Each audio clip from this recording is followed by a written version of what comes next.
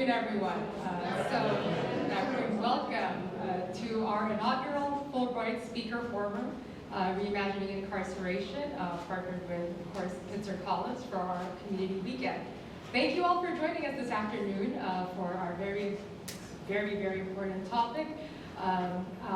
We as a community of Pitzer are very encouraging of everything that we do, and this has been a lot of support from them, along with Fulbright, to have our event today. So thank you all for joining us.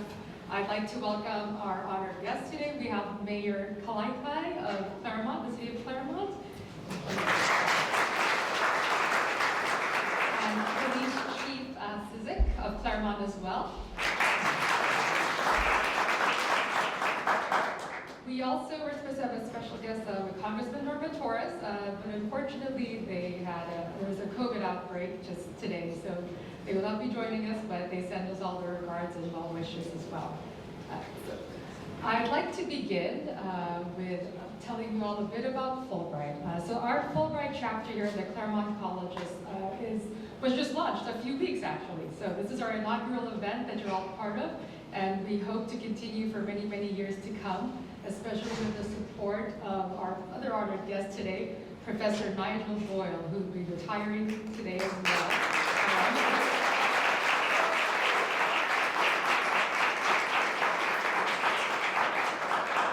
So Professor Boyle is actually the inspiration for our talk as well today, with all the work that he's done with Fulbright and with our Inside Out program.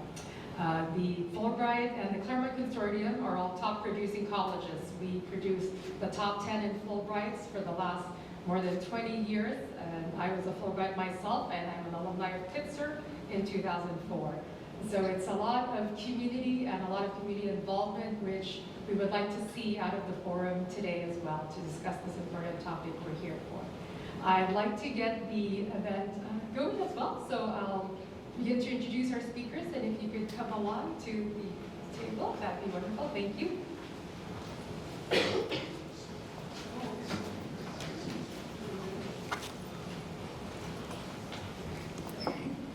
Thank you all for joining us. So, as I was saying, Professor Boyle is the inspiration for the work that he's done with the Inside Out program for the Justice Reform Initiative here at the Claremont Colleges. We are the first and only college institution that has the Inside Out to be a program in the whole United States. So we're very proud of all the work that's been occurring in the last couple of years, and we hope to continue on and build a stronger program and even more support, especially with our discussion today in regards to the community.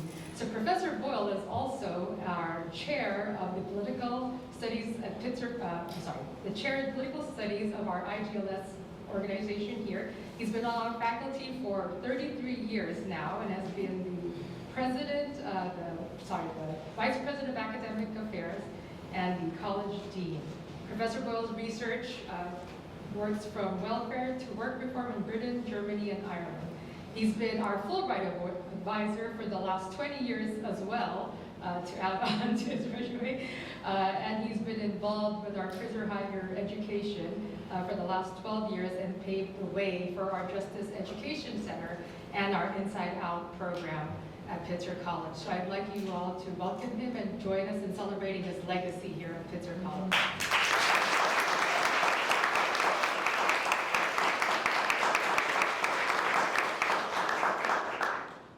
Lieutenant Banks is joining us here as well. Lieutenant Banks I'd like to first of all give thanks to him and his team for the service in the recent fires in Malibu, our California fires.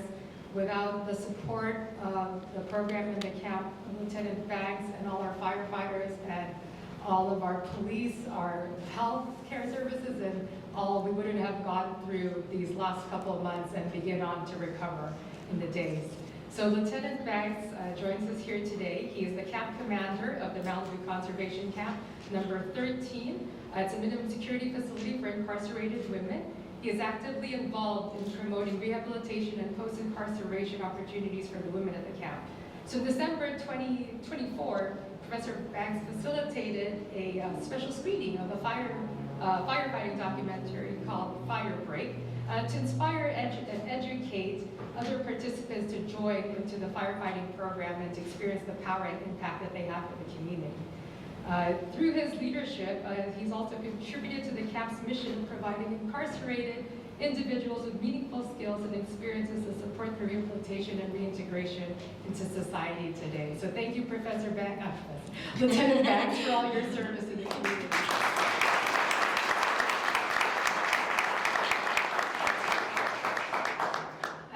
Joining us as well today is our esteemed speaker, Professor Daniel Pascoe, whose academic and professional accomplishments span multiple continents and fields of legal scholarship. He commenced his legal education at Australian National University in Law and Asian Studies, then following on to pursue further academia at the University of Oxford, where he pursued an MPhil in Criminology and Criminal Justice and a DPhil in Law. Over the years, he's held visiting academic appointments at leading institutions in Indonesia, Australia, and the United Kingdom, and of course, as well as here in the United States.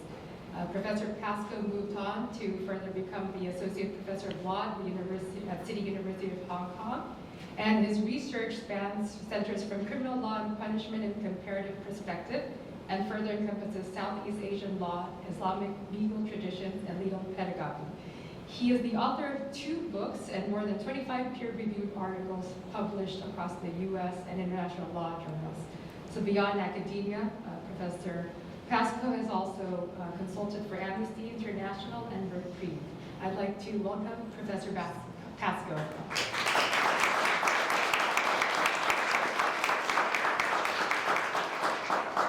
And I'd like to welcome Professor Kubrin, a leading voice in criminal justice reform. Professor Kubrin is part of the Criminology Law and Society at UC Irvine, and a respected member of several networks focused on justice, equity, and public policy. Her research zeroes in on how criminal justice reform impacts crime rates, and she shared her insights at the national level, including testimony before Congress and the Little Hoover Commission. Professor Kubrin's work is widely recognized in both academic and public circles, with features in the New York Times, CNN, Scientific American, and awards from the American Society of Criminology and Western Societies of Criminology.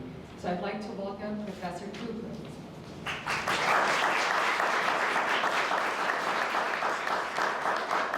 So as everyone can see, our esteemed panel of experts are the best in their field and at the top of their field to hold this event today. I thank you all for traveling near and far for the event, and I'd like to invite Nigel up.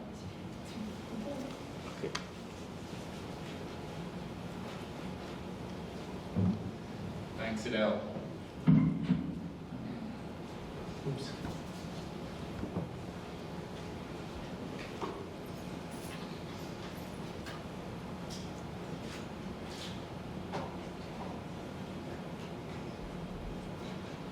Okay. Thank you, Edel, for the introduction, and thank you for all the work you put into creating this panel today, which, as you point out, connects to the things that have animated my career here at the Fulbright program and the prison education initiatives. You mentioned a number of things that I've done here at Pitzer, but I have to say that being dean, my books, the chair, all of that pales in comparison. I think the most important thing I've done professionally is to work on the prison education initiative, and particularly the BA program that we now have at CRC. This is by far the most important thing I've done in my time at Pitzer. Later on, as some of you know, there's a party to celebrate my retirement, and that hopefully will be fun. But this isn't actually an opportunity for me to say something serious about the work that we've been doing. And so what I'm going to try and do is kind of give you the inside baseball, or the under the hood, I'm not sure which metaphor is correct, version of what it's been like to build this BA program that we have now at CRC prison. Reimagining Incarceration is an interesting title. Some of us like to imagine a world without incarceration. So, and that actually is a point that I'll start on, the first of 2 sort of ethical points that I think are worth bringing up. Ever since we've started, I've been doing this work since 2013, there's been a constant tension between abolitionism and reform. And that is a tension that sort of runs through everything that we've done here. I'm going to give you my concluding point right at the start, and then I'm going to come back to it later on. But I believe prison higher education in prison, done right, is the most subversive thing you can do to mass incarceration in this country. And again, I'll come back to that later on. The problem sometimes with programming that's done in prisons is that it may actually just be humanizing or legitimizing a system that's actually pretty monstrous and wretched. But again, I think what we've been able to do is something a little bit more important and radical. I've started here with a picture of the first 2 Inside Out classes we had at CRC prison. Again, our model is Inside Out. We bus our traditional students to the prison where they're taught alongside equal numbers of inside students. And if I can draw your attention in the bottom photo there to the outside student on the far left there, you'll see he's averting his gaze. Early on, the photos were taken by the CRC photographer, and this student, and he wasn't the only one, was concerned about being used in publicity materials by CDCR. So there was this concern that, okay, what are we participating in here, and are we just justifying a system that we perhaps have some problems with? But anyway, but again, these were the first 2 classes. And there's another ethical point about the ethics of colleges working with prisons that I'd like to make here as well. Because with these first 2 classes, the outside students, the traditional students, Pitzer students that were brought there, they got academic credit. These were Pitzer courses taught by Professor Higgs-Peterson and Andre Wakefield. You can see I'm actually the dean at the time, which is why I'm wearing a collar and tie, which is not my natural form of wear. But the inside students did not get Pitzer College credit. They got RAC credits, they got some early release credits, but not academic credits. And this is actually the norm with most inside-out curriculum across the country. Outside students go inside, but the inside students don't always get academic credit. Delighted that President Thacker is here in the Pitzer leadership today, because Pitzer made 3 decisions which I think put us on a much stronger ethical footing. In 2016, 2017, and 2020. In 2016, the college decided that inside students in these classes would get Pitzer credit just the same as the outside students. They would do the same work, they would get the same credit. 2017, it decided that other Claremont colleges that were teaching in this program, that the inside students in those classes would also get Pitzer credit. So for Pomona or Harvey Mudd classes taught at CRC, the inside students actually received Pitzer credit for that. Then in 2020, with this curriculum having sort of mounted up, the decision was made that we would actually provide a pathway so that students could be formally matriculated by Pitzer and complete a Pitzer degree. And I think this is to Pitzer's great credit that these decisions were made. But to make the ethical point here, this was not an act of generosity on the part of Pitzer. This is an act of reciprocity on the part of Pitzer. Our outside students going inside CRC are getting phenomenal educational experiences. I'll say a bit more about that later on. The faculty love teaching these classes. People are banging on my door wanting to teach these classes. It's only right, it will be exploitative for the inside students not to receive the same academic credit. So I think the ethics of doing that, I think, has put Pitzer in a really good situation. Edel touched on this in her introduction. Inside-out curriculum exists all over the United States. We're the only place that has actually scaffolded this into a full BA program where students can complete a full BA. University of Georgetown and, interestingly, the University of Milan in Italy have something a little bit similar, but they're the only 2 places where a degree completion based on this sort of curriculum, this sort of pedagogy is possible. Okay, turning to pedagogy here.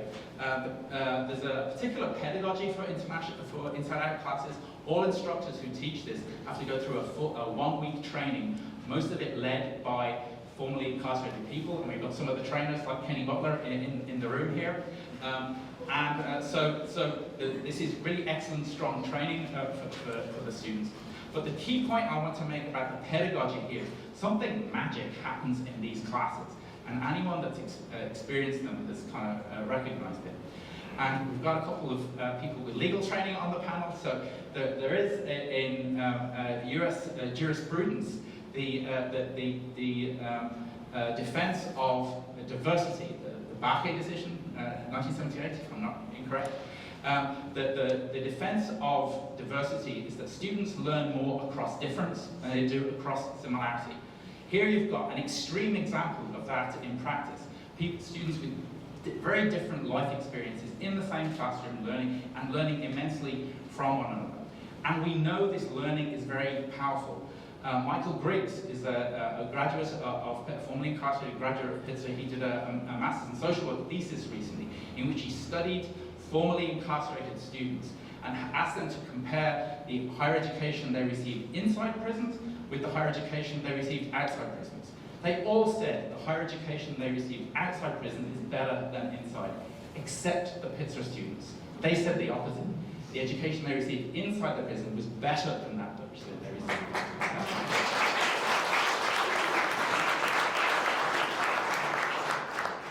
That's in a thesis. I wanted to publish it because it's a great point. And you can ask any faculty member here in Claremont, and we've had now almost 100 classes taught this way, so there's a huge number, there's a huge end here. They will all tell you, the same class taught at CRC as an inside-out class is much better than that class taught in Claremont. There's some pretty damn good education going on here at the Claremont colleges, some pretty good professors, but they will say what's happening inside the prison is better than what's happening in Claremont. Again, the quality here, the magic is especially important. And this is kind of the value added that sort of fuels the entire project. So again, these classes, as our current Pitzer students here, they will tell you these are the hardest classes in Claremont to get into. There's huge demand. We could quintuple the number of classes and still probably not meet that demand. But again, it's been a very popular course. The word is out about the quality of the education that happens in these classes. In 2020, we matriculated our first cohort of students as full Pitzer students to complete a degree. Remarkably, we did it in the middle of COVID, and ironically, COVID actually allowed us to accelerate this. What happened is we had a particularly helpful warden at CRC, Cynthia Tampkins, who pretty much bullied CDCR, and I'm all for bullying headquarters, by the way, into allowing us to have full use of Zoom and full use of a learning management system. So we were the only place in the country that was allowed to do this. So we had the chat rooms, the whole thing. We were allowed to launch this program in the midst of COVID, and you see some of what was going on there. On the screen you have Yusuf Pierce and Freddie Cisneros. They were our first two graduates, the first two students to complete the degree. We've got another member of the first cohort at the back of the room, Kenny Butler. And the success of this first cohort was absolutely crucial, because this was initially a pilot program. These students were guinea pigs. We were trying this. It was crucially important that this first cohort succeeded, and it did. 100% graduation on time. But more than that, the accomplishments of this first cohort has really fueled the continuation of the program.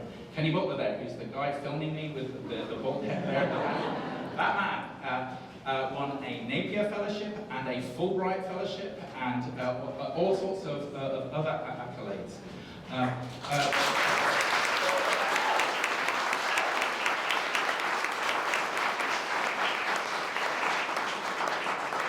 Freddie Cisneros won a Capital Fellowship to go, which was really hard to get in Sacramento.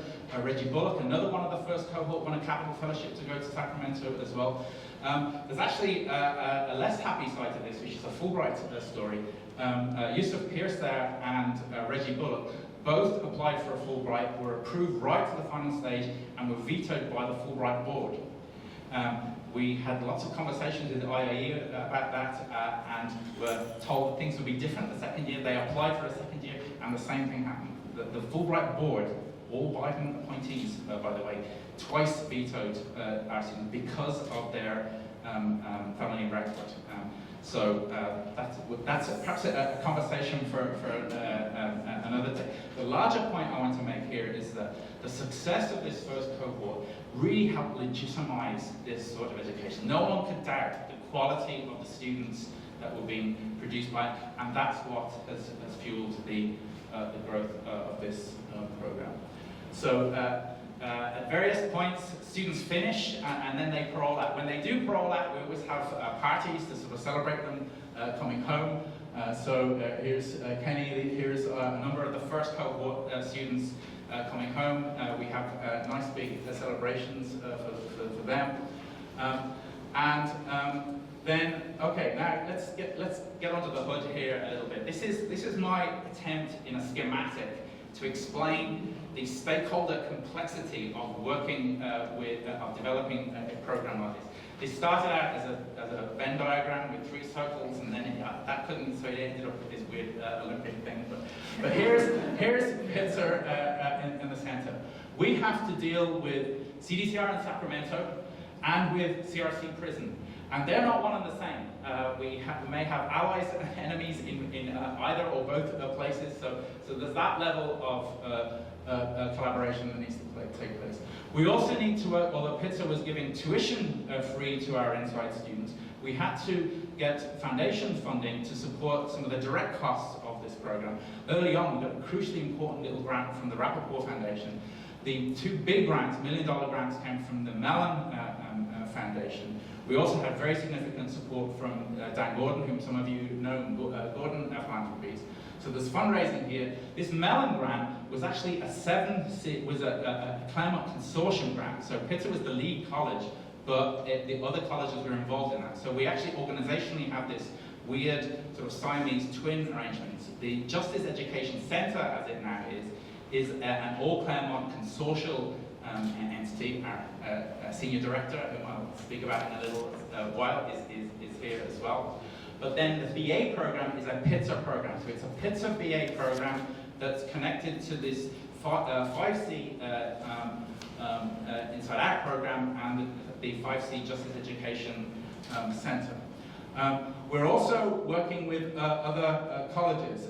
Pitzer, there were other colleges that wanted to do inside-out programming, such as Redlands and Cal State San Bernardino. They came under our umbrella into CRC. CRC has, CDCR has clamped down on this more recently, so we're less able to do that. More recently, UC Riverside has become the second UC after UC Irvine to start a BA program as well. So they are the CRC prison in Norco then as the first prison to have 2 coexisting BA programs. Very importantly, we work with Norco. You won't often find me saying nice things about CDCR, but one good thing that CDCR has done with much pushing and prompting from people outside is to have community colleges do associate's degrees right across the state. So that's what we can now scaffold BA programs on. But again, this is a crude effort to explain the sort of organizational complexity. So this, at the center of the web here has been, until recently, myself, but this, Romarin Ralston is now the person that's at the center of this set of relationships. But it's complicated and difficult work to sort of build this kind of program with all of these different stakeholders involved. So that's the crude schematic. These are the people, and this is a much more interesting slide. So down here, and I'm sorry this took the form of one of my notorious selfies, but this was the launch. But here is Romarin Ralston. She's sitting on the front row here. Her hiring as the Senior Director for the Justice Education Center, we were celebrating. And in the background there, you have mostly faculty from across the 5 colleges that are teaching in the program. Here we have a photograph of several of our graduates now. We're about to graduate our 4th cohort. 3 cohorts have already graduated. Most, but not all, have paroled out. Some, just to Devin back there, there's some in this room here today. And I'm going to come back to this image at the end with my concluding point about the role that these students and others like them are going to play. But Devon, can you stand up there at the back? This was the homecoming celebration we had for Devon.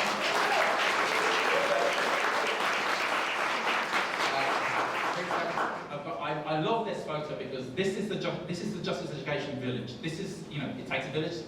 These are the administrators. Strom is here. We've got administrators, Alan Amoto, the dean. Marilyn Ralston is here. We've got outside students. We've got inside.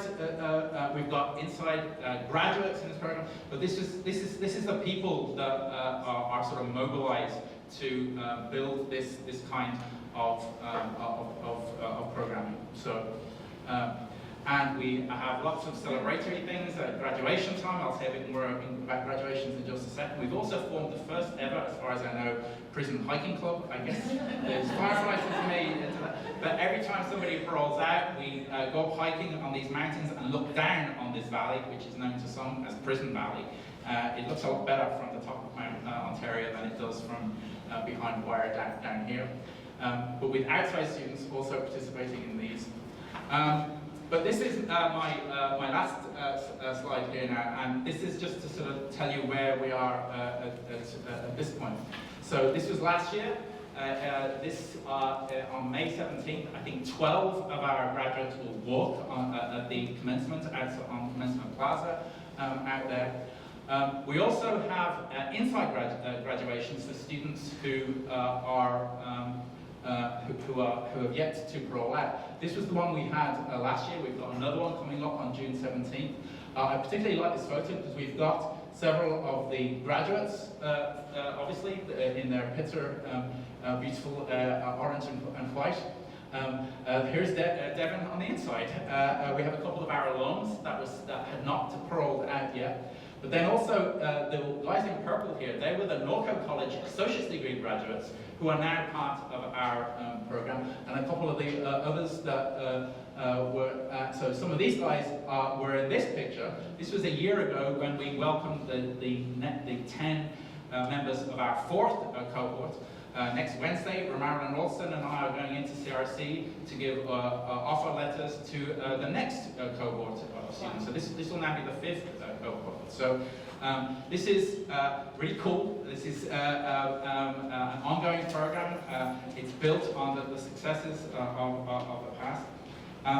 But the sort of concluding point I want to make here is that inside out, there's something really liberatory about the sort of education we're doing. In each class, that it creates this kind of liberation zone where inside students get to work with professors and outside students. So that itself is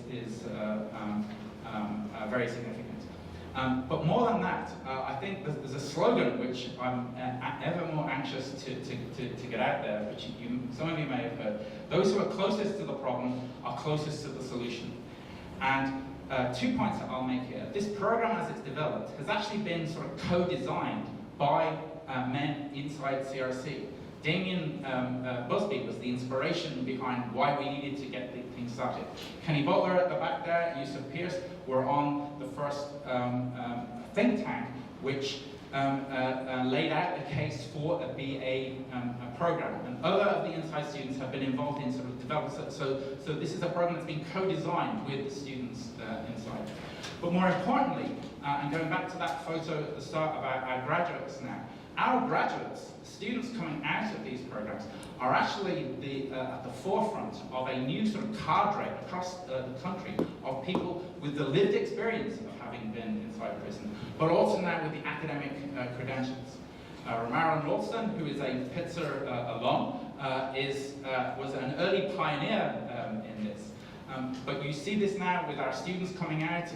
Both Devon and Kenny are working directly in higher education, working on getting more incarcerated and formerly incarcerated people into higher education. So I think the real subversive nature of higher education in prison are the graduates who are going to go out there, and the old Irish guys can now start retiring and getting out of the way, and letting the people with the most relevant experience be formed the movement towards really getting some control over this horrific system of mass incarceration. And on that very hopeful note, I'll finish. Thank you.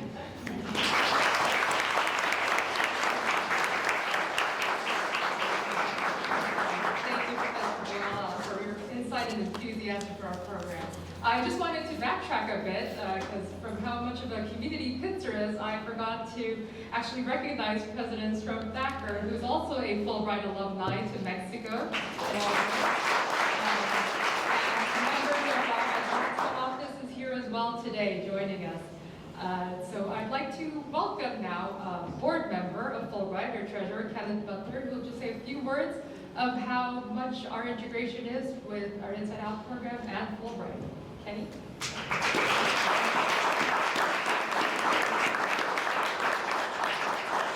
Hello, everyone. So I did my Fulbright in Uganda in 2022. I actually went there and broke my leg and had to come back to the U.S. to heal up. And 9 months later, I went back to complete the program, the research I was doing. I was researching recidivism rate in Uganda, which has, on paper, one of the lowest recidivism rates in the world, like 4th lowest. But in reality, it was something else when I got on the ground, but I'm gonna leave that alone. So I started my journey in the Inside Out program just by luck. You know, I was in prison. I had been there for 13 years. I was just trying to break up the daily, the monotony of prison, the daily monotony of prison. I was just trying to break it up. And I stepped into this class, signed up for a class, and I ended up meeting Barbara Janisby, Professor Janisby back here. And she saw something in me that I didn't see in myself. She actually recommended me for the think tank. One day I get inducted to get called into this space, not really knowing what was going on, and I found out I was a member of a think tank. And, the rest was just history, pretty much. I met Charis first, and I met Nigel. Nigel came in there with so much energy, and it was crazy. I saw him on Zoom one time. He actually shocked me about how tall he was. I saw him in person, just been my experience of seeing guys, white guys, excuse my language or anything offensive, but they're all short than me. No one's actually my height. I have to count myself. But Nigel, he shocked me with that. But overall, what being in this program has done for me, it exposed me to a culture and the people that I would never cross paths with in society. It also helped develop in me some soft skills and communication skills that I would never have. Just last year, I would stutter and stammer and sweat. It's probably going to come out now, but just being a part of this program has opened up some things in me that I didn't know exist.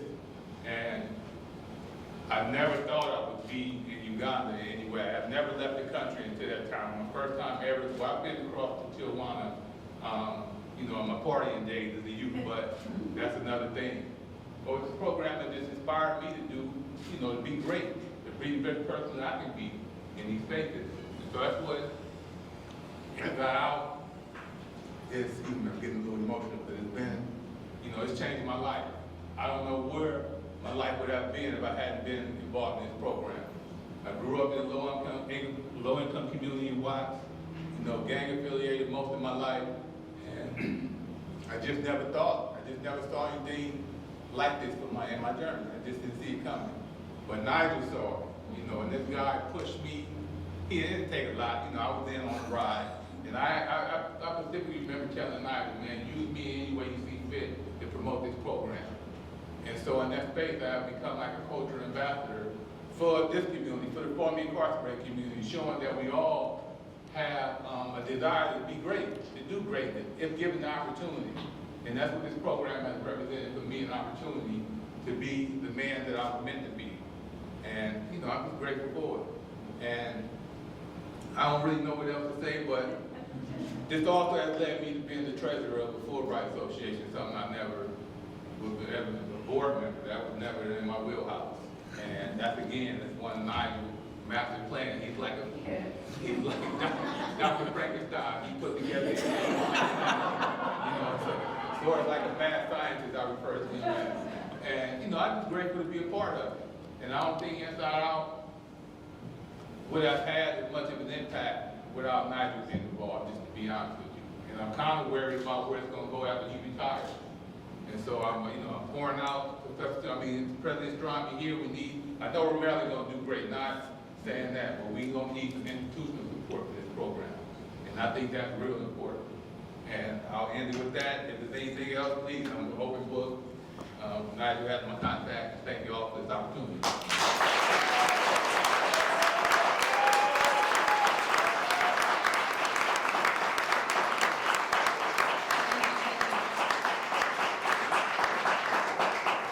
I'd like to welcome Lieutenant Banks.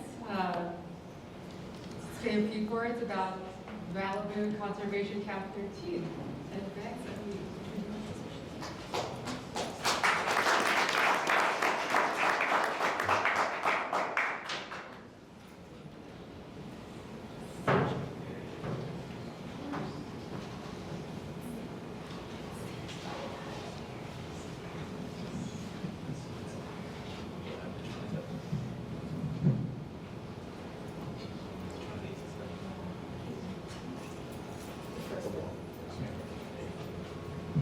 How you guys doing?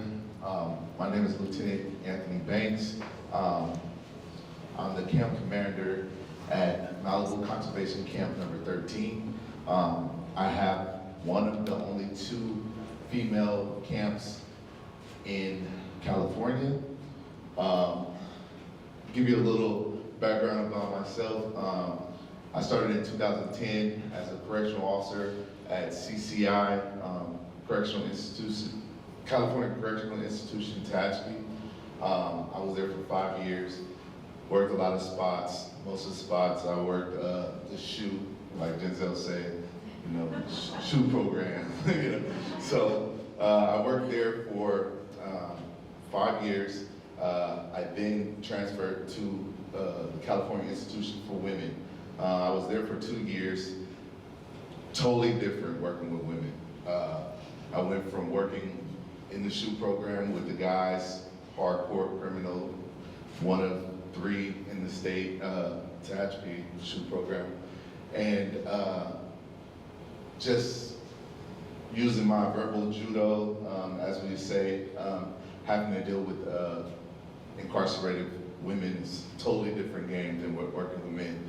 Men, you go in, you tell them, hey, you need to do this, you need to do that, no problem. Women, you get a little, you know what I'm saying? Who said the day room has to be closed, where did this come from? They want to know who, what, when, where, how, who signed it, everything. They want to know everything. So, you learn to use your communication skills to work with those individuals. So I had 2 years of that, putting out fires every day with them. And I was like, you know what?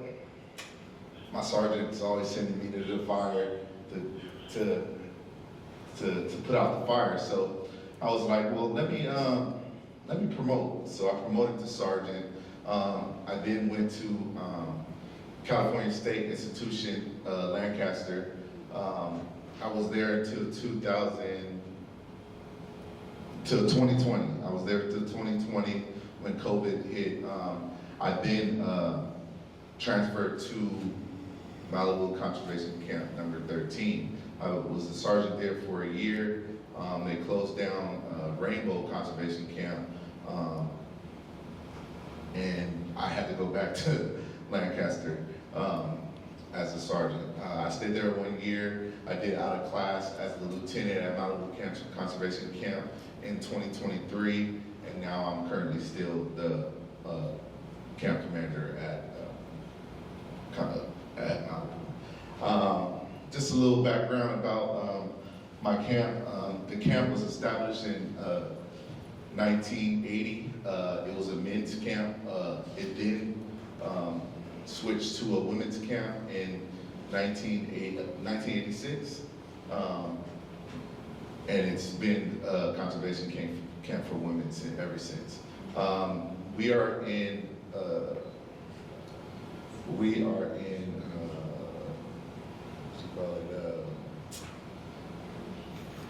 By the way, I'm not a good public speaker. I don't do this all the time. I can tell you ins and outs about being a camp commander, but you know, this is live speaking, so you know, we're live, so there's gonna be some mistakes being made, you know. So they work alongside LA County. The other female camp, they work with CAL FIRE. CAL FIRE is one of the largest fire departments in the state. But we're with LA County. They're the best trained, I feel. And I'm gonna go into a little video so you can it'll show you the ins and outs of what my campers, what they go through and how they go through that. So I'm gonna start the video and we'll go from there.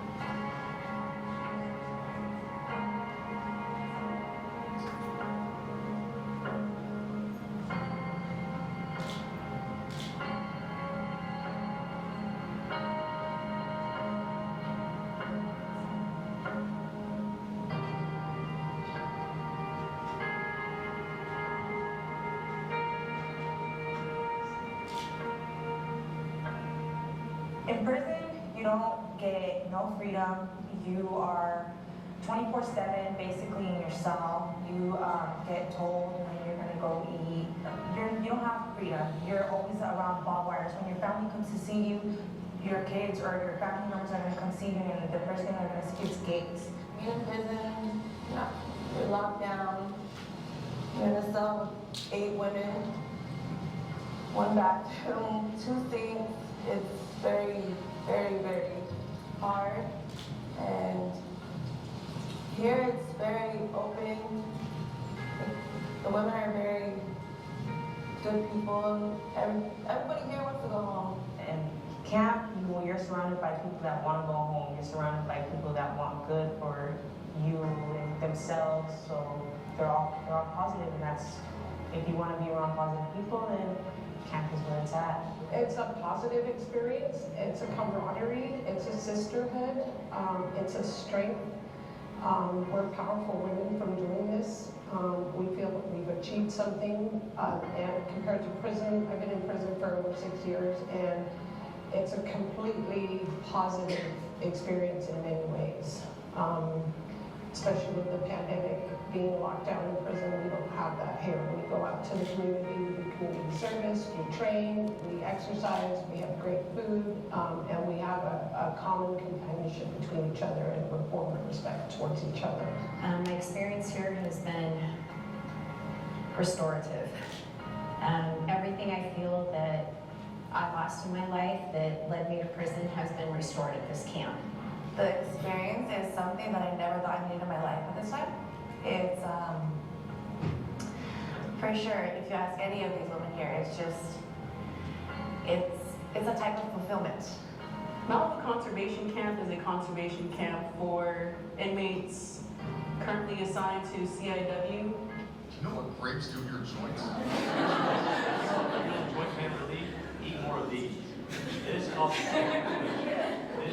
The camp program is a program for inmates who want to pursue being a firefighter, get time off to better themselves, or to also, they want to actually find employment outside of here in the same field, pretty much forestry. They have family visits on the weekend. They're having them right now, but they come by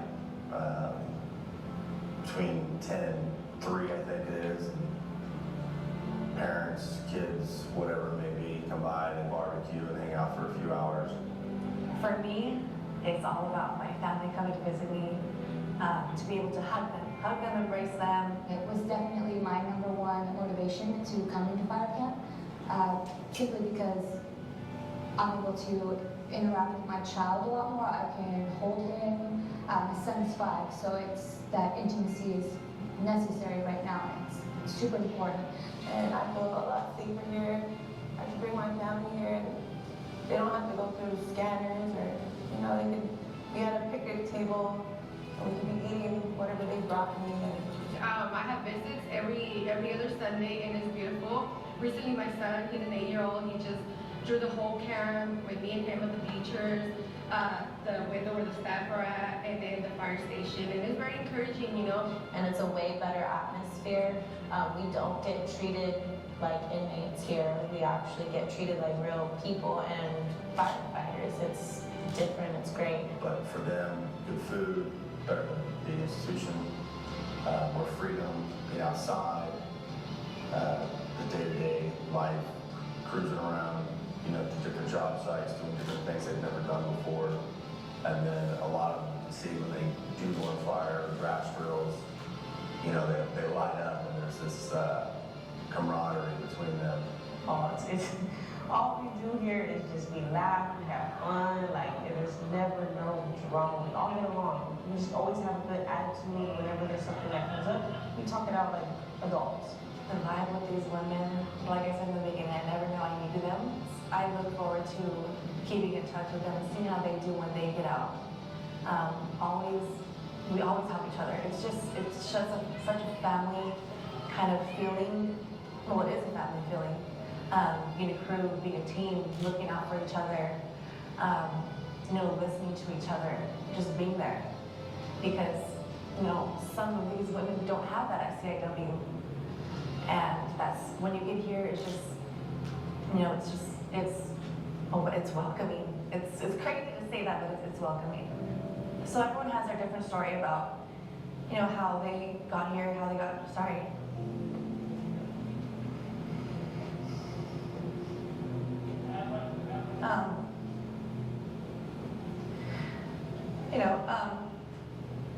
Prior to being here, stuff happens, but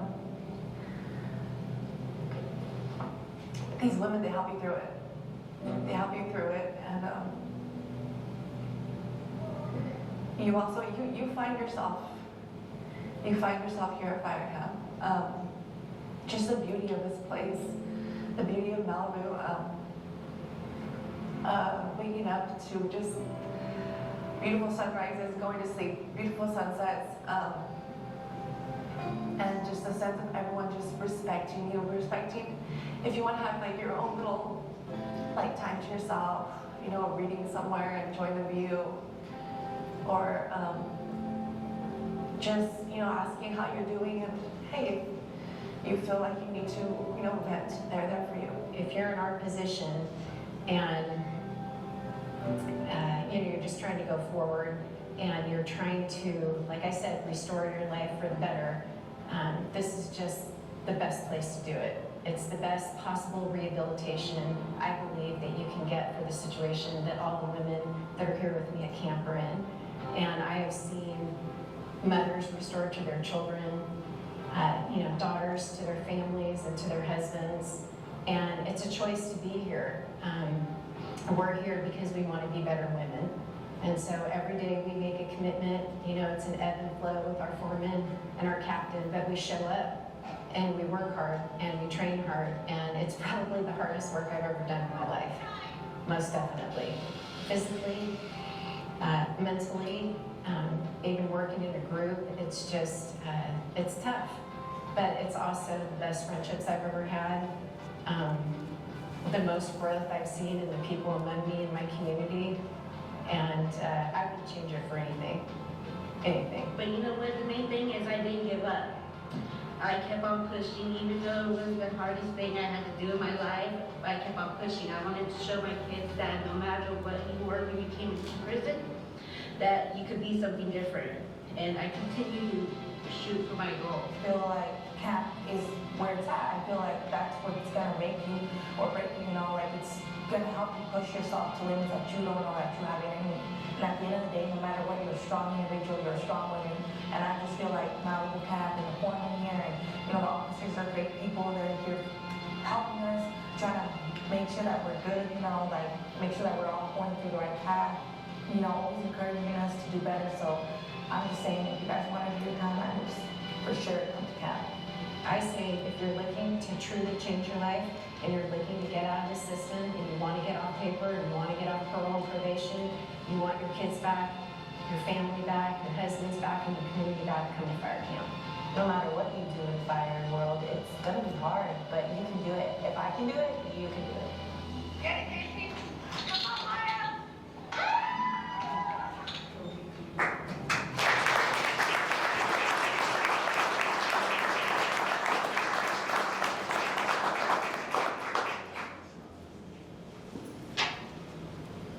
So the reason why I showed that is because that's a perfect example of rehabilitation. I know that CDCR way back when they put the R on the Department of Corrections, I think this is a perfect example of what they meant when they talked about rehabilitation.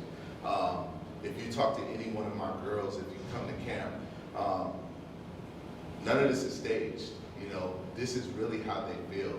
I only have one girl that was on this video that's still there right now, and she's keeping that going. She's keeping those bonds. She's keeping that attitude.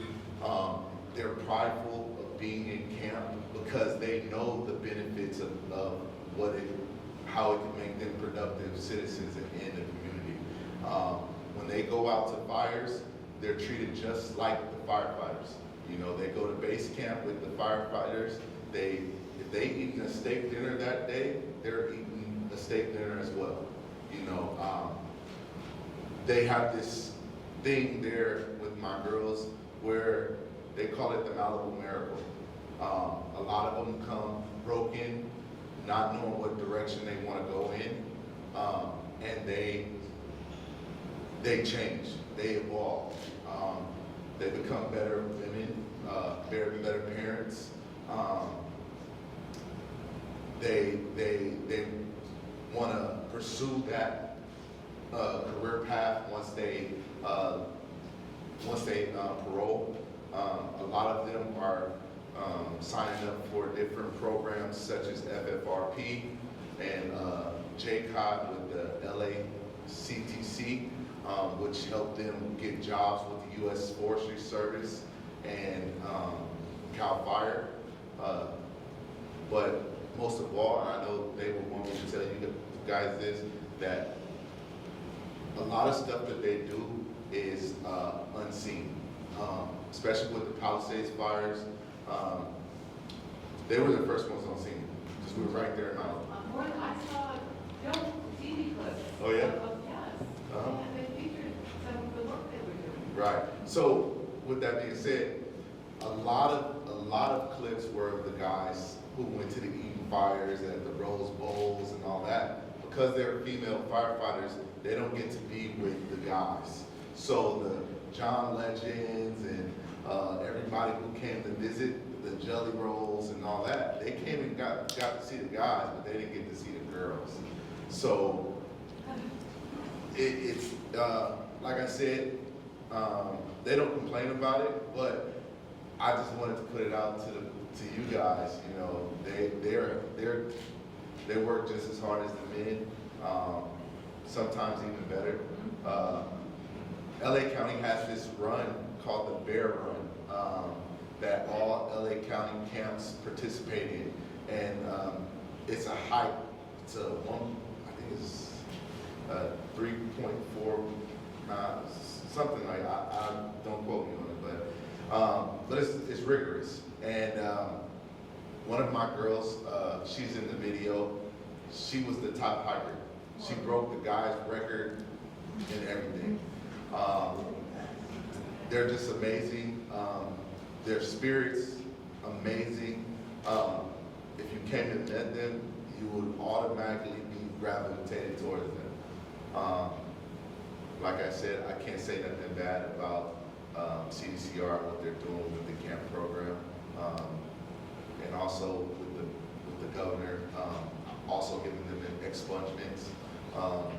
If you come to fire camp and you parole from camp, you have the opportunity to have your record expunged. That's very big for them, because if they want to pursue a job in firefighting, or they want to pursue a job in nursing or something like that, they could with legal help, they could get those records expunged. So that's just something that I want to bring to light to you guys, and it was an honor to be selected onto this panel, and thank you guys for listening to what I have to say.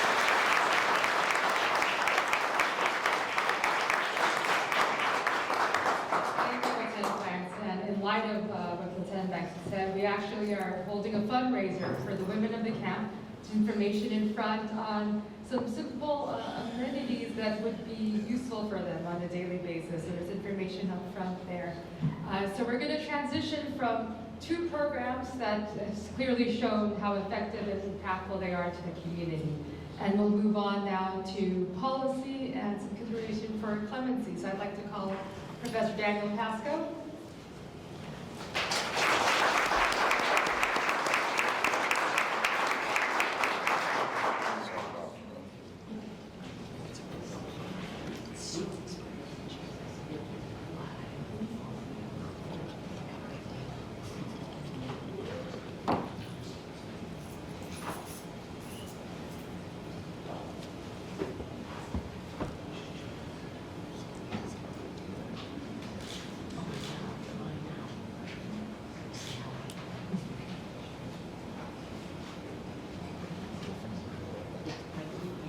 Okay, good afternoon, everyone. It's a real privilege to be here and to contribute to this discussion on incarceration reform. Nigel, Kenny, Anthony, that was really wonderful, and I wish that we could start similar programs in Hong Kong like that where I live. Unfortunately, I'm going to be talking about something a little bit more negative, right? We've heard the positive things. Now I'm going to be talking about the untapped potential of executive clemency to achieve policy change in the criminal justice system, particularly with relation to state and federal life without parole sentences. Obviously, I come at these issues from a slightly different perspective because, as you can hear in my voice, I'm not from the US. Why does that matter though? Well, sometimes it's only when we step outside of our own national context that we can tell what criminal justice practices are usual or normal and what criminal justice practices are exceptional or abnormal, I suppose, on a global scale. And you might not know that some countries don't have life without parole sentences at all, let alone the death penalty. But all countries, or nearly all countries, except a very small handful, use executive clemency in some way, shape or form. So I'm going to be talking about the intersection of executive clemency with life without parole.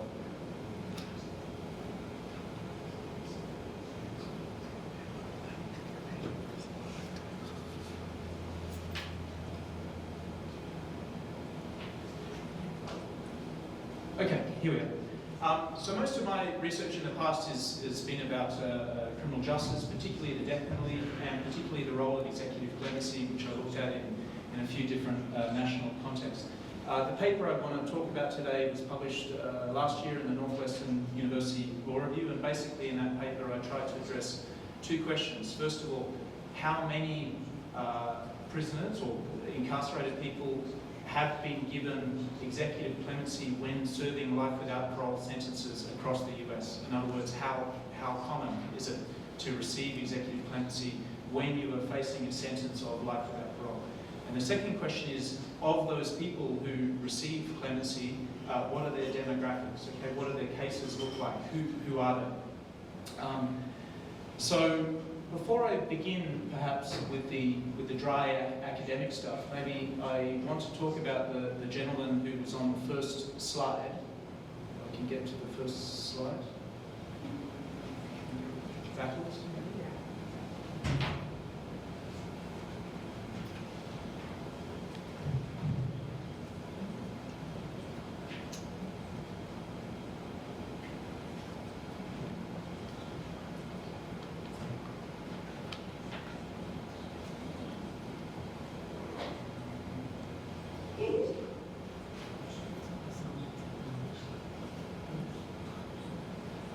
So, just behind the title. No, we'll just leave it. Okay, so this is Maurice Beacom, and Maurice Beacom died in 2016, aged 98, after being released on parole from Louisiana State Penitentiary. And I mentioned his case in some depth in the article. He received clemency from the governor of Louisiana in 1995, and that reduced his life without parole sentence to a 75-year term. So that made him eligible for parole halfway through. So he actually served 37 and a half years in the Louisiana State Penitentiary, and then he was released on parole in 1996.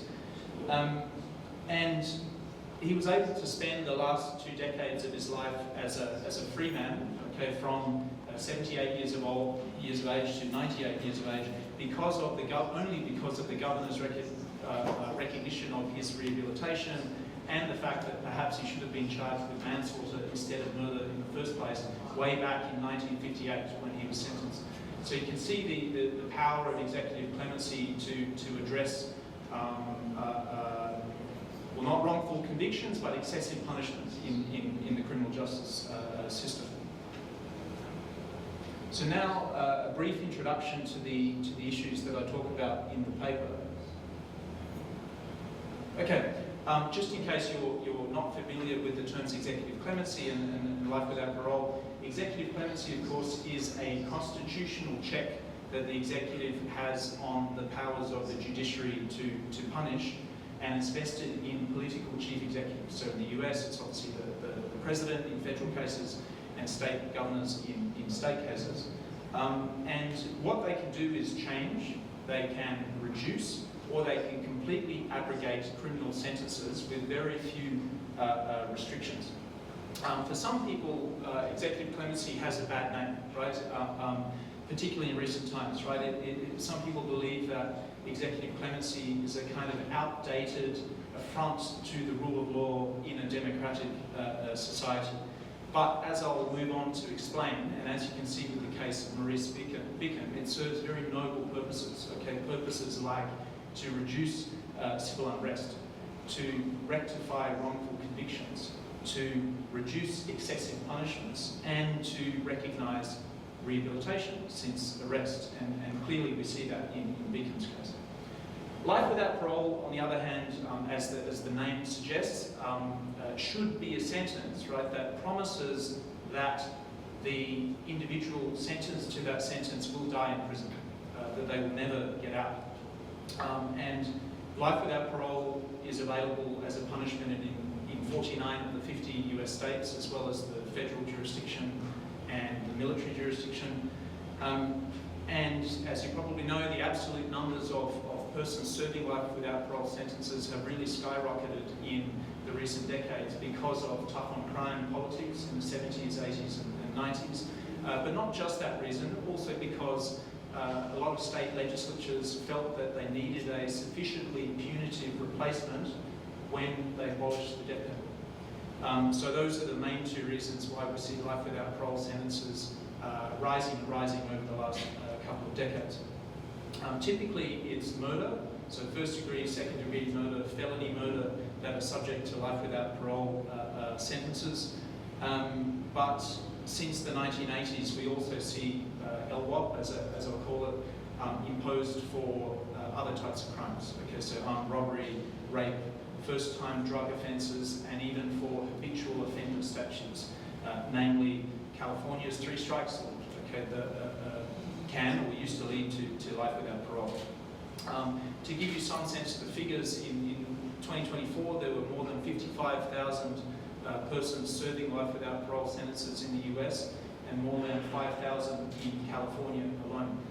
If you look at that in global perspective, I mentioned that some countries don't have life without parole at all. And if we just take the US total, it's about 40% of the global total. And imagine the percentage of the population that the US has compared with 40% of the world's LWOP prisons.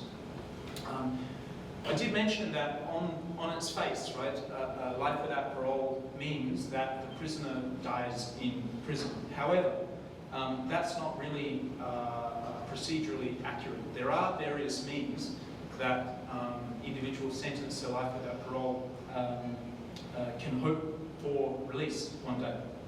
And these methods include compassionate release. So compassionate release would be a statute whereby prisoners who are very old or very sick can be released towards just at the end of their lives.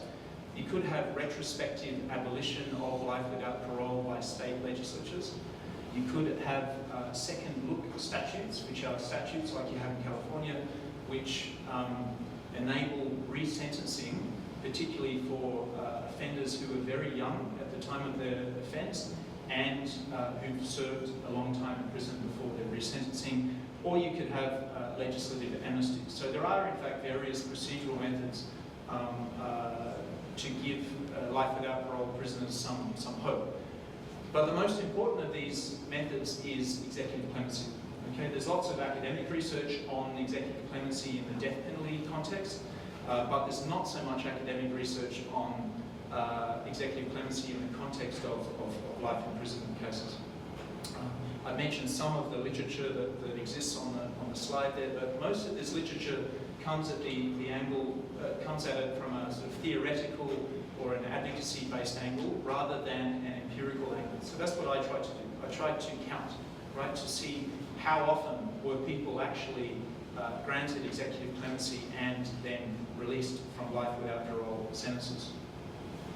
A brief word about clemency in context. Okay, clemency needs to be seen in the context of its overall role in the sort of conveyor belt of criminal justice. Okay, so we start with arrest by a police officer, then we go to a decision by a prosecutor as to what charges to bring, then we go to the sentence by the judge, then we go to an appeal, and it's usually only after the appeals are finished that executive clemency comes into play.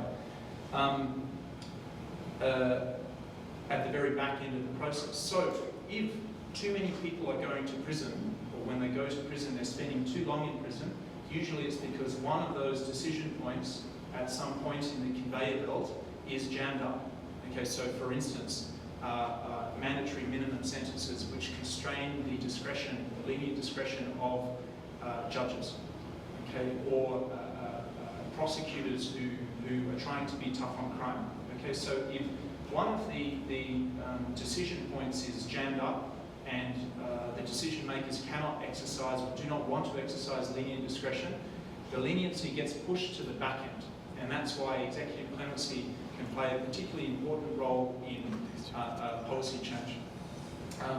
Prominent US criminal justice scholars like Rachel Barkow or Mark Osler have argued that in this kind of system where legislatures or judges are stuck like this, okay, with mandatory minimum sentences, including mandatory minimum life without parole sentences, then it's prosecutorial discretion at the front end that could reduce mass incarceration, or it's executive clemency at the back end. So you can see the lenient discretion is pushed both front and back. So let me now go to my findings. And remember, there were two questions, right? The first question is, how many people receive clemency serving life without parole sentences? In other words, does LWOP really mean life? And the time frame, by the way, I used was January 1990 to January 2021. That's 30 years. And to put it simply, the answer is yes. Okay, LWOP does mean life, at least over that time period. So I have a sample of 11 different states. You can see the figures there, the number of commutations, the rate per year, and benchmarked against the life without parole prison population of the state. And some more states there and the federal jurisdiction at the bottom. You can see that within the sample of states, and actually it's only 11 states, but those 11 states account for more than 50% of the US's life without parole population. No state governor, except the ones in California, except the last two governors of California, granted more than one life without parole clemency grant per year on average, whereas we see the relevant populations of life without parole being in their hundreds, if not their thousands. So very, very few people are benefiting from this discretion. Federally, also, US, or the President's exercise of clemency in life without parole cases was very rare until President Obama's second term. Now the figures I've got here are not completely comprehensive, but it's likely that about 5% of serving life without parole prisoners received clemency in California during the past 2 governorships, and about 10% benefited during Obama's second term. As for the other jurisdictions, the other states, the total is less than 1%. Okay, so less than 1% have been granted executive clemency. Of course, that doesn't mean you're released. It just means that perhaps you'll be eligible to apply for parole. And so that means that unless they benefit from other types of release schemes, particularly compassionate release, which is not really available in most states for lifers, life without parole prisoners will die in prison, no matter how old they get, no matter how sick they get, no matter how rehabilitated they become. So if you want to see a more compassionate system, which gives incarcerated people the right to hope for something in the future, to work towards the prospect of their release through rehabilitation programs, that is very bad news, unfortunately. Okay, my next question, right, is, despite the very small numbers, who receives executive clemency when they're serving life without parole? So I'll start with the federal jurisdiction. And remember, I'm only considering the data from 1990 onwards. So we did not see any life without parole clemency. I should add that in the federal jurisdiction, there is no parole for lifers, so there's only life without parole, not life with parole. We did not see any clemency granted by Presidents George Bush Sr. and Bill Clinton, and there was only one granted by George Bush Jr. And even get to Obama's clemency initiative, that didn't start until his second term. So we actually had 6 presidential terms with only one grant of executive clemency to lifers in the federal context. Then we had the Obama clemency initiative that started in his second term. President Obama ended up commuting the sentences of 395 life without parole prisoners, nearly all of whom had been convicted of drugs crimes. Here is a picture of President Obama with some of the beneficiaries of his acts of clemency. Now the main criteria that the Obama administration used through the federal pardon attorney was, would the crimes that these men and women committed have been sentenced to the same severity today as they were back then. This tended to benefit persons who had been sentenced to life without parole for crack cocaine manufacturing and trafficking and distribution in the 1980s and 1990s, when the legislation was much harsher than for powder cocaine crimes.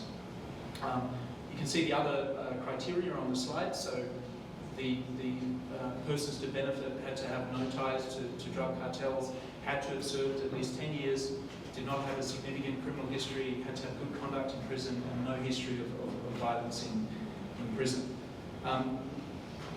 So this was a good thing, okay, to provide prisoners reward for their rehabilitation and sort of the right to hope. However, it's still only a tiny or a small fraction, about 10% of those imprisoned on federal drug charges serving life. And at the end of President Obama's term, he actually ran out of time. Okay, so his administration ran out of time and couldn't finish processing all of these cases. So many similar applications which met these criteria were left unprocessed when his term ended. President Trump, during his first term, to a certain extent, actually continued Obama's policies, surprisingly.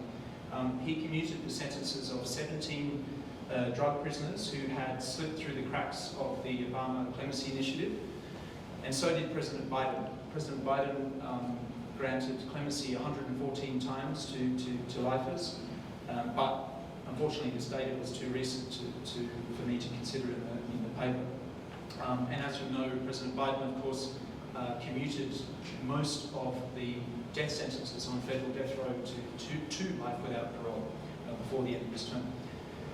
Now, Biden's grants were very systematic and went through the federal pardons attorney, as were Obama's grants.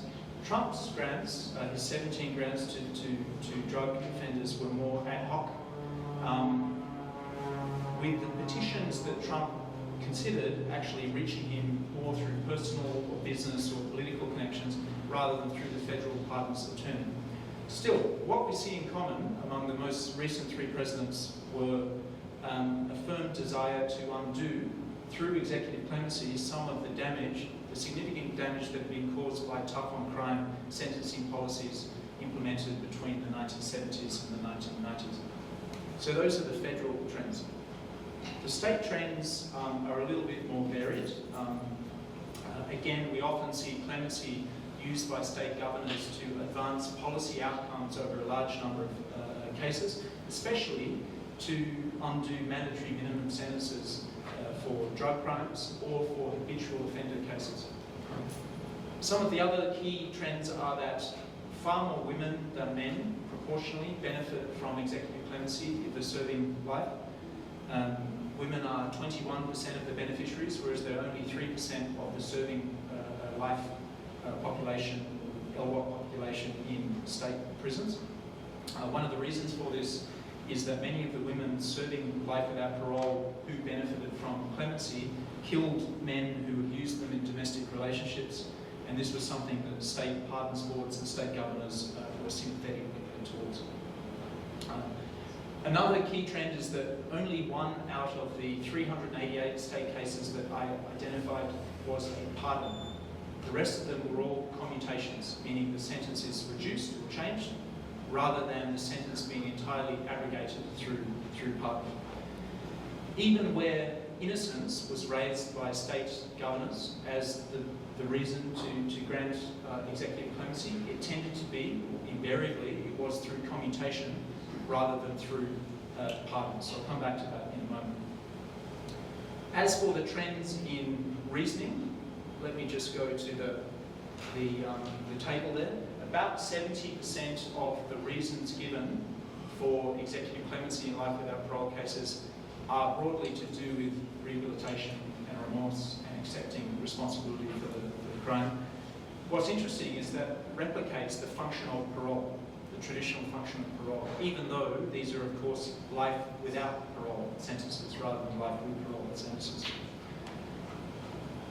Another interesting feature of this data is that fewer than 10% of the reasoning is for old age or terminal illness or youth, which I found quite unusual.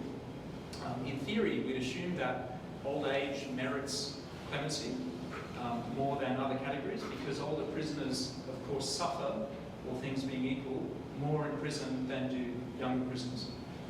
Prisoners who were also very young didn't tend to benefit very much.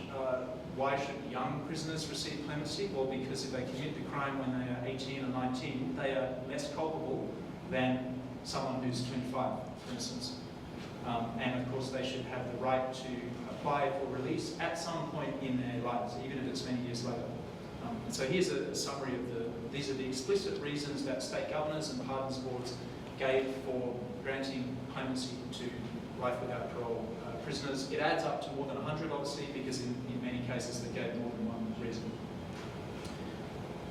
And just finally, turning to some of the implications of the research, the first point that I have to mention is the overwhelming arbitrariness that we see in the decision making.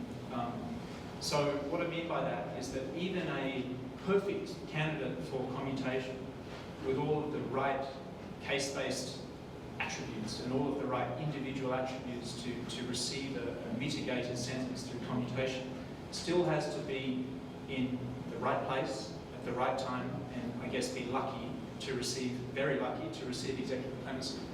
One of the ways that prisoners are in the right place and at the right time when they make their applications is that clemency by state governors and presidents tends to be in the second term before they leave office, obviously. It also tends to be granted, not always, but in 90% of cases by Democratic leaders as opposed to Republican chief executives. But even if all of those things are in your favour, okay, even if it's the second term of a Democratic state governor, for instance, your odds still aren't very good. Okay, you have to be extremely fortunate to receive executive clemency, serving the life without parole sentence. I'm going to skip the part about the implications for legal scholarship. I was going to talk about some comparative insights from other countries, but let me go straight to the policy reform point, because we are, after all, talking on a panel about incarceration reform. So, a couple of points here. Based on the data that I've presented, I find it disappointing that only 1 out of 388 state clemency grants was a pardon, as opposed to commutations which merely reduced or changed the sentence. We also saw only 1 federal pardon of a lifer out of more than 500 grants since 1990 as well. So there's only 2 out of nearly 1,000 cases that were pardoned as opposed to commuted. Innocence is a far more common ground for pardons in US death penalty cases. That happens quite frequently. And I don't see why the same shouldn't happen for life without parole cases where there are strong claims of innocence advanced. It shouldn't be a commutation, instead it should be a pardon which completely abrogates the sentence. Second point, it may help state governors politically, so we're trying to think about how to move forward with this, right? It may help state governors politically, particularly Republican state governors, if they want to grant more clemency in life without parole cases, if the major criteria were explicitly spelt out in legislation. So that's not to say that it would force the governor to act, but if you spell out factors like terminal illness, old age, youth, rehabilitation, and so forth, this would provide political cover against any public backlash when the governor grants executive clemency. And the final point, and this is more radical, I suppose, another option is to completely delegate the president's clemency power and the clemency power of state governors in its entirety to a professional body. A professional body would also provide, the decision of a professional body would also provide political cover against any backlash, any political backlash from the public once clemency is granted. It would also ensure that executive clemency is granted for the right reasons, not for corrupt reasons, not for self-serving political reasons. So just try to imagine a technocratic system whereby the federal pardons attorney in Washington, D.C., and or the state pardons boards in the various states, which are both bodies predominantly staffed by experts rather than by politicians. They not only vet applications, but they also make the final decisions themselves, like a parole board does. And so you might think, well, that's impossible, okay, in our political system. But actually, it already exists. Okay, several states have this kind of system, including, and I mentioned in the paper, Nevada. Okay, Nevada, the pardons board makes the decision of which the governor is part, not the governor him or herself. And so this has contributed, and relatively uncontroversially, to Nevada having a recent history of life without parole clemency grants under both Democratic and Republican state governors that I mentioned in the paper.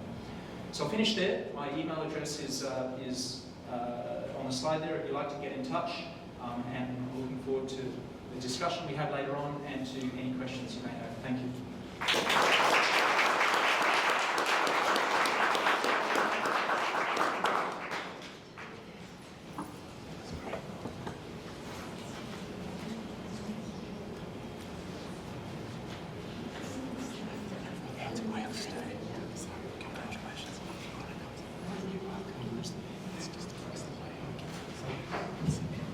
Okay.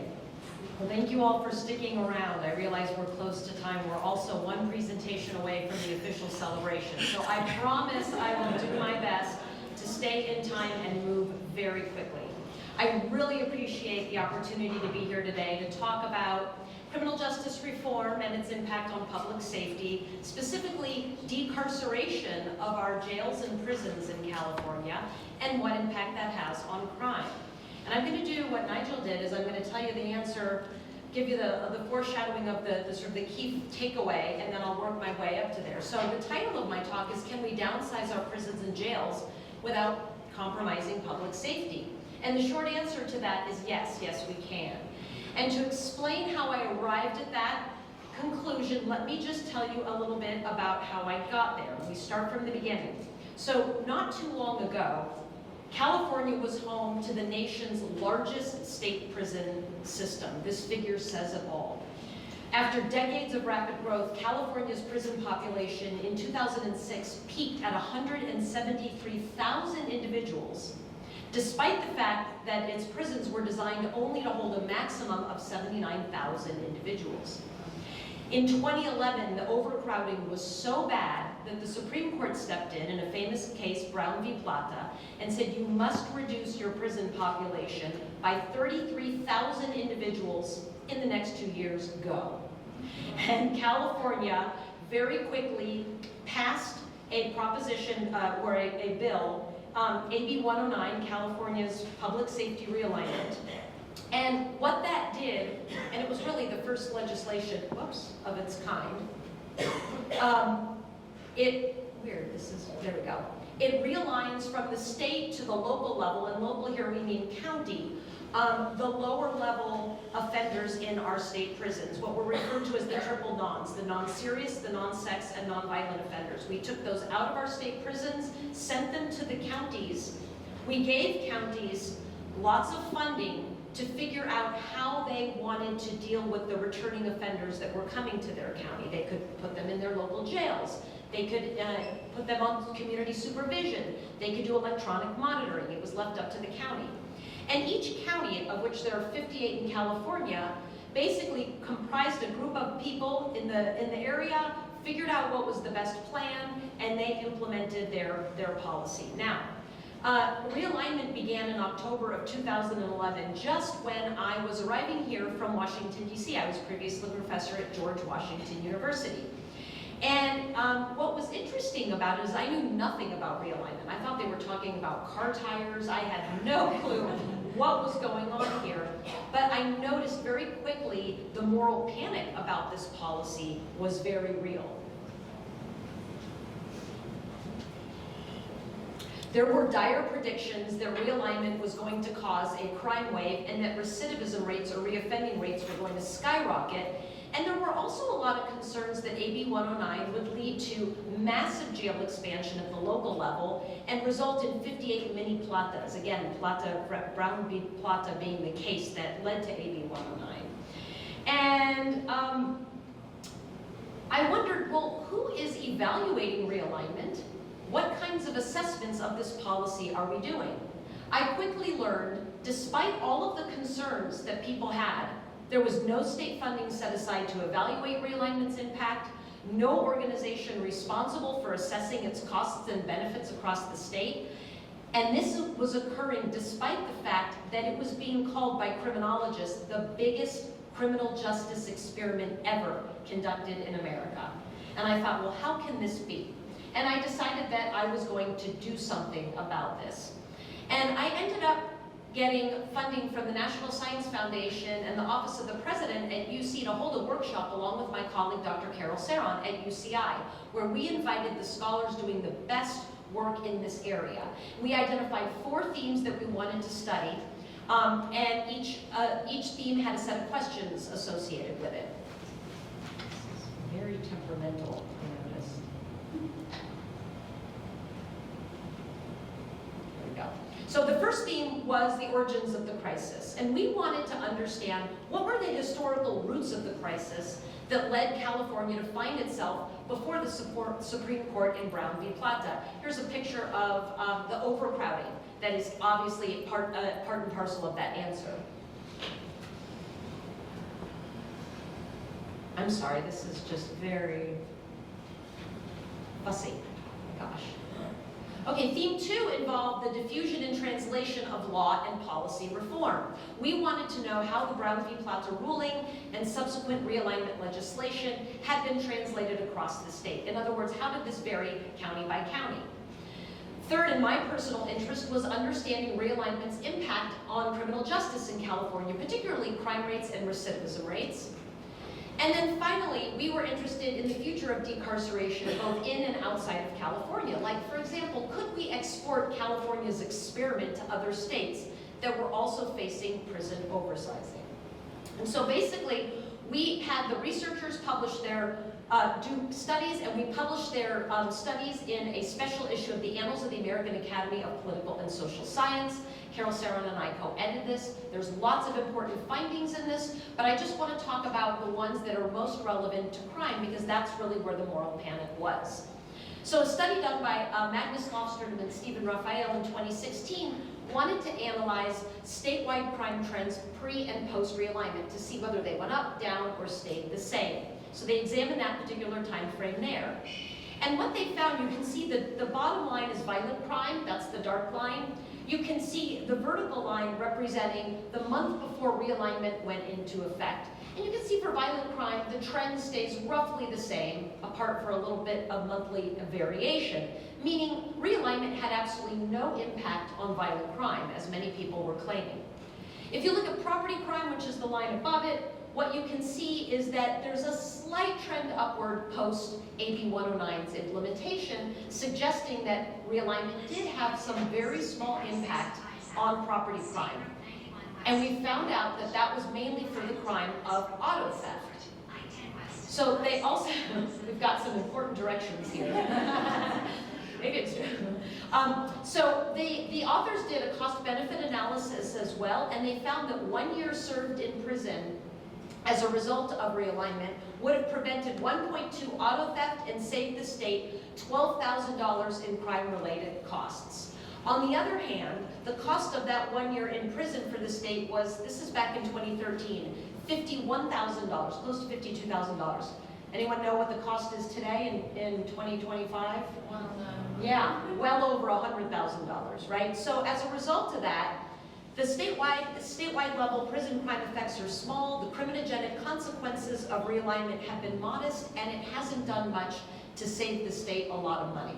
Or it has done a lot to save the state money.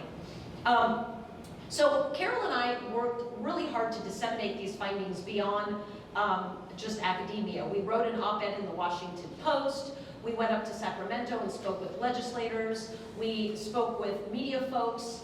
And it was something really interesting happened during this outreach. People said, oh, I don't really care about your findings on AB 109 anymore. That's interesting, but I have a different question. We're like, okay, what's that? And they said, well, now Prop 47, a new criminal justice reform, has been passed. Forget what AB 109 says with respect to crime. What about Prop 47? So for those of you that may not be familiar, Prop 47, which is the second criminal justice reform following AB 109, reduced certain drug possession felonies to misdemeanors, as well as required misdemeanor sentencing for a whole handful of crimes. All of these crimes prior, if convicted, an individual was sentenced to as a felony and sent to a state prison. Under Prop 47, these were reduced to misdemeanor sentencing, which mean that folks mainly went to jail and served sentences of under a year.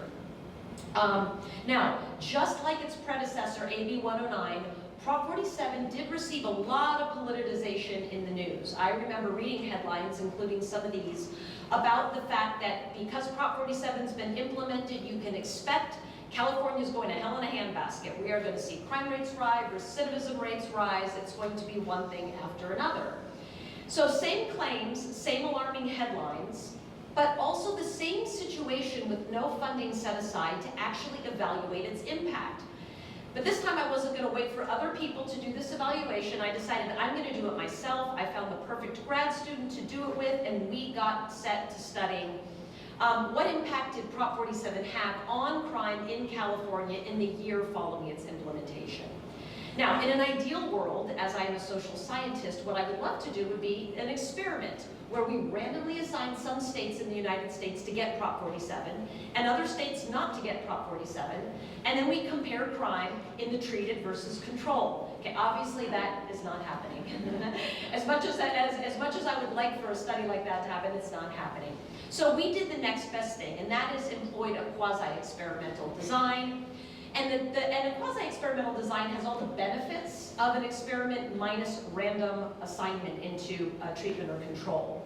The particular method we used is called the synthetic control group design. And what that does is it creates a comparison unit that allows us to compare California to its counterfactual counterpart. In other words, what would have happened to crime in California had it not implemented Prop 47?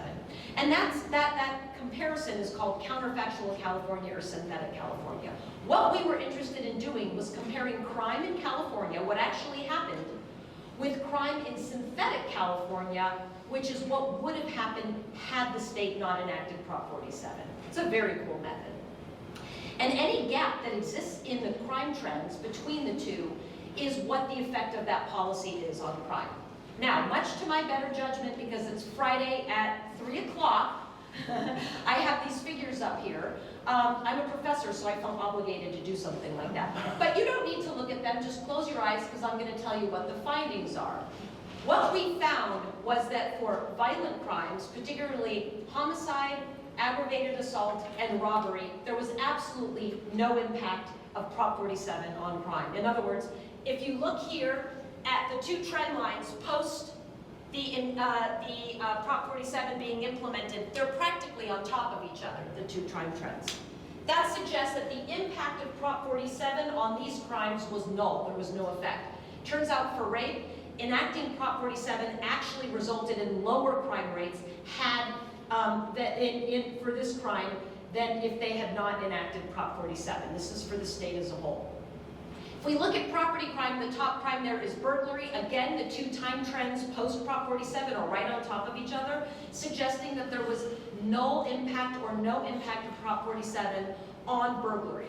Now, for larceny and motor vehicle theft, we do see the trends diverge a bit, with crime rates in California slightly higher than their counterfactual counterparts, suggesting that in fact Prop 47 did have a minor impact on these crimes. I won't get into this in too much detail, but to determine whether these findings were truly robust, we did a bunch of sensitivity analyses to determine whether if we changed the model specification, our findings would hold, or if there were spuriousness in the findings. What we found was that in fact, when we do these robustness tests, the findings go away. So our major finding for this study on Prop 47 is that it had no impact on violent or property crime statewide in California. Again, Carol and I, this was my grad student and I worked very hard to get our findings out there. We published an op-ed in Governing Magazine, New York Times, and other outlets covered these findings. We did our best to kind of get them out there. Now, a year later, little did I know how things were going to change that were going to provide the ultimate experiment to understanding criminal justice reform. Does anyone know what happened a year later, or what could have happened that maybe was like the biggest experiment ever in this respect? COVID, exactly. The thing about COVID, and many people don't know this, is that during COVID, to slow the spread of the virus, there were a lot of individuals released from our prisons, but mainly our jails in California to slow the spread. This gives you a sense of how much releasing we did of individuals incarcerated in our jails in California. This shows you, starting in 2019 M1, that's month 1, through 2021 month 1, this shows you the statewide jail population in California. And you can see that it was humming along pretty steadily over time, and then a huge precipitous drop. That is what was going on in the wake of COVID-19 as jails all up and down the state started to release individuals from jail. And one of the things that was really interesting was they identified folks that were at the very end of their jail sentences or posed a very low risk, but this is a pretty significant drop.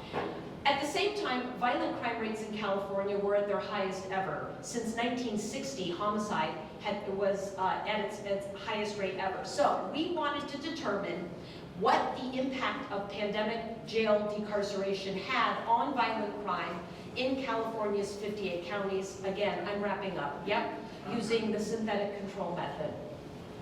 And we focused on jail, this really is just a minute more, focused on jail decarceration dosage. We identified those counties that released a lot of people, well over 35% of their jail populations, like San Francisco, Sonoma, those listed here. And we compared them to lower decarcerated counties. These are counties that only released a very small percentage of their population. And then again, we determined the gap between the highest dosage and the low dosage. Again, don't need to look at this, but what I want to tell you is that we found that for most of the counties, we found absolutely no impact. In other words, the effect was null. Those counties that decarcerated their jail populations at a very high rate had no impact relative to their low dosage counterparts. We found for some counties, and that's true, for example, for Contra Costa, San Diego, and Orange. For Sonoma, we do see that crime rates were a bit higher because of the release of jail populations from that high dosage county. But in San Francisco, that amount of jail decarceration actually reduced their violent crime. So it's a mixed bag of findings. We published those results and talked about them in a Scientific American op-ed. The implications of all of these studies, as well as studies of others that are doing work in this area, is that we can downsize our prisons and jails without compromising public safety. Of course, there is still much politicized around these reforms and concerns about crime, and then we've recently rolled back a lot of these reforms in the last election, so how things will matter moving forward remains to be seen. I'll continue to do my research and do my best to get it out there to make sure research informs the discussion and policy making. So thank you.